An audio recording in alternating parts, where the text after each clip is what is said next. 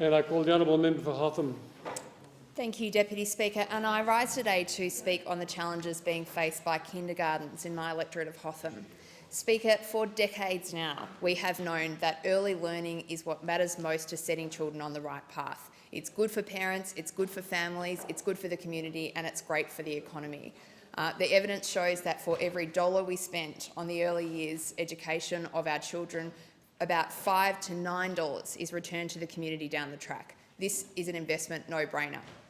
Yet, Deputy Speaker, what we have seen over the last 2 years in the life of this government is more or less constant attempts to create an uncertain policy environment for Australia's kindergartens. My message this morning to the Parliament is that this has to stop.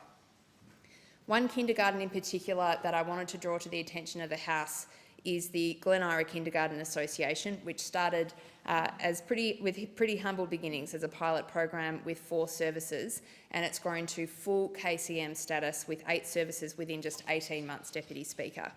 And it's not hard to understand why, Deputy Speaker. I've visited the kindergarten, and this is a really extraordinary early learning environment.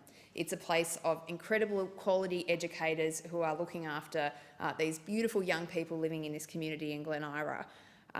They've got a really thoughtful curriculum, and it's a great welcoming community space, a great place for families to get together and develop that really critical early learning environment for the kids in this community.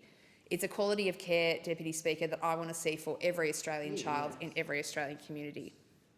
But what this kindergarten faces, as do many around the country, is incredible uncertainty, and in particular for continued Commonwealth support for 15 hours that should be the right of every Australian child.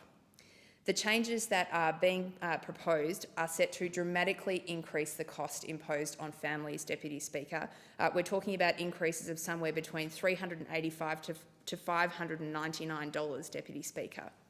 Now, these increased costs, of course, Deputy Speaker, are going to impact more on low-income families, yet we know that it's low-income families and the children growing up in those environments that will benefit the most from that early learning.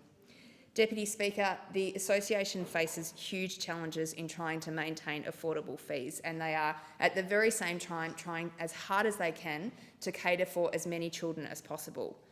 What we know is that this association, knowing the great quality of care, is going well out of its way to fill its places to its absolute maximum, but other regulations are meaning that at the same time they have to increase their staffing requirement, Deputy Speaker. So we have this complex policy environment faced by this kindergarten, which is really just doing what it can to try to get the children at the kindergarten the best start in life. Deputy Speaker, it's time Australian public policy caught up with decades-old research and allowed centres like Glen Eira Kindergarten to continue the incredibly important work they do in laying the foundation for a generation of well-rounded Australian children.